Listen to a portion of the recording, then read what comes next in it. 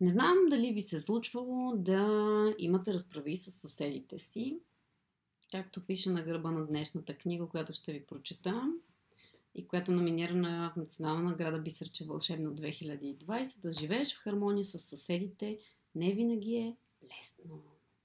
Аз съм Вал Стоева от Фондация Детски книги и много благодаря на издателство Мармот, че даде съгласие да прочета пред вас ето тази книга. Кой вдига врява от Пола Шер и с илюстрации на Стан Мак. Имам и един помощник. Излез. Кажи какво мислиш.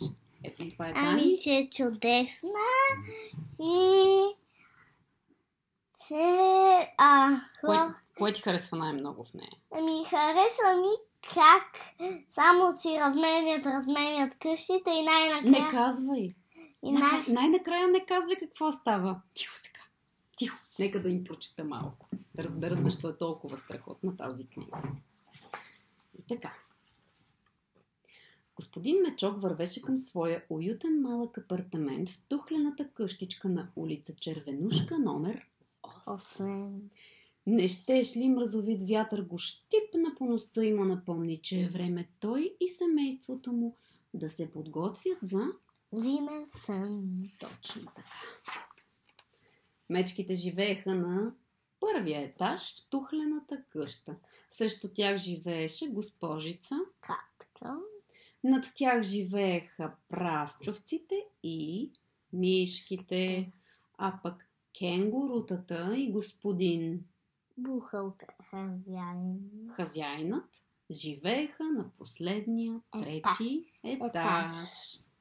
След като изядоха вечерята си, мечките облякоха пижамите и се сгушиха в леглата си.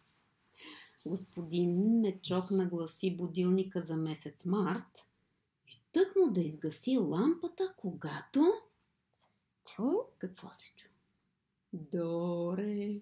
И ваза. Не! Доре мяу! Чу се отсреща. Ама кой вдига врява? Подскочи господин Мечок. Така никога няма да заспим. Не мога да ръмжа като мечка, никога не изполча. Господин Мечок задумка по вратата на господин Бухъл и така го стресна, че той падна от креслото. Дан!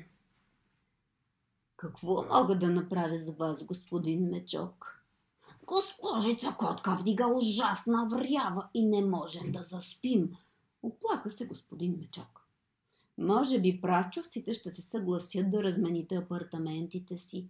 Тогава срещу вас ще са мишките, а те са тихи и любезни.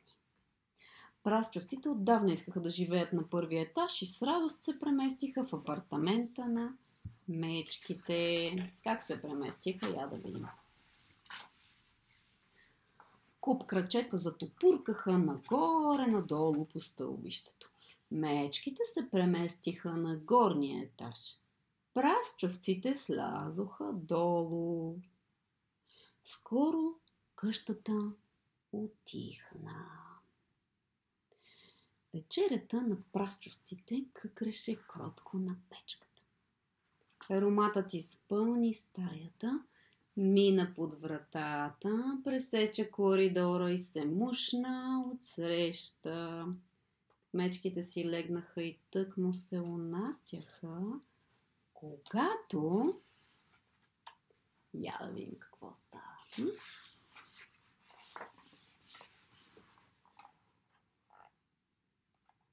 Туп-туп-туп-туп прозвуча точно над главите им. Туп-туп-туп-туп.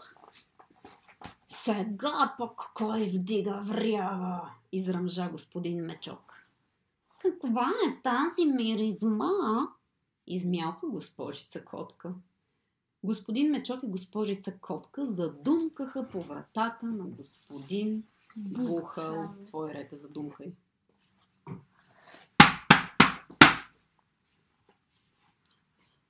Господин Бухъл отново се стресна и тупна от креслото си. Какво мога да направя за вас, господин Мечок и госпожице Котка? Този път за кенгурутата, оплака се господин Мечок. Те са по-шумни дори от госпожица Котка. Ами прасчовците, намеси се госпожица Котка. Вечерята им смърди ужасно. На господин Бухал му хрумна идея. Крачета затопуркаха отново нагоре-надолу по стълбището. Господин Бухал се премести в апартамента на кенгурутата на 3-я етаж. Кенгурутата и мишките слязоха с по един етаж надолу. Прасчовците се нанесоха в апартамента на господин Бухал, а госпожица Котка се премести в апартамента, който прасчовците тъкмо бяха освободили. Само мечките останаха на мястото си. Щом всички се настаниха, мечките отново се мушнаха в леглата си.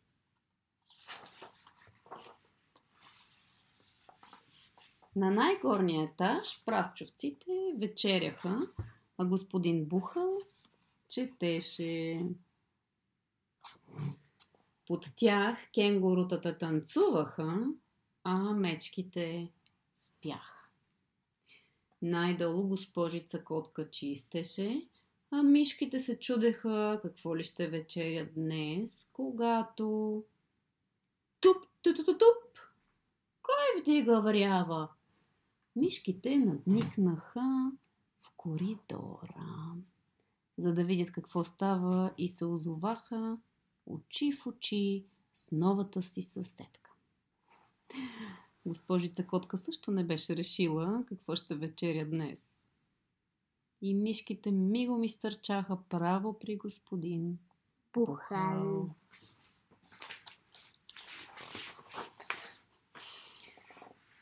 Бум! Какво мога да направя за вас, господин Мишок? Попита господин Бухал. Не можем да живеем срещу госпожица Котка, изписука господин Мишок. А ние все така не можем да заспим, изръмжа господин Мечок от стълбите.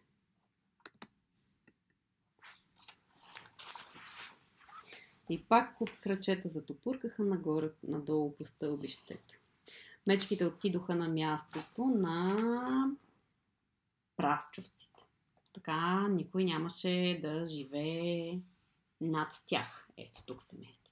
Господин Бухал се настани в апартамента на мишките, а те се качиха в неговия, за да са възможно най-далеч от госпожица Котка. Ето как изглежда ситуацията, когато господин Бухал, кенгурутата отново започват да скачат и да танцуват, и господин Бухал вече не издържа и казва: ама кой вдига врява?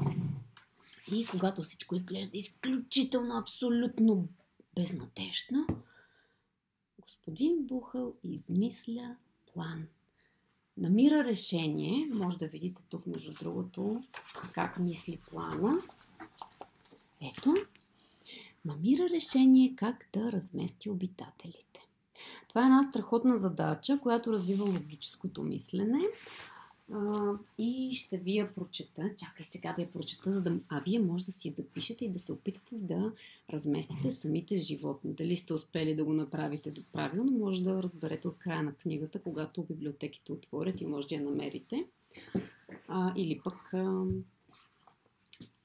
да я потърсите по друг начин. В YouTube, и в интернет. Слушай сега. Мечките искат да спят. Госпожица Котка иска да пее. Прасчовците искат да ядат. Мишките не искат да бъдат изядени. Кенгурутата искат да танцуват, а единственото, което искам аз, е да има тишина и спокойствие. Кой вдига врява, написано от Пола Шери с илюстрации от Стан Мак. Превод Радостина Николова, издава издателство Мармот.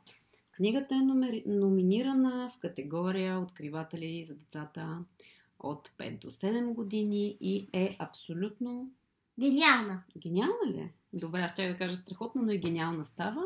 Не пропускайте да я прочетете и да разберете дали сте решили правилно жилищните неволи на обитателите, живеещи в червената къщичка на улица Червенушка, номер 8. До нови срещи от нас!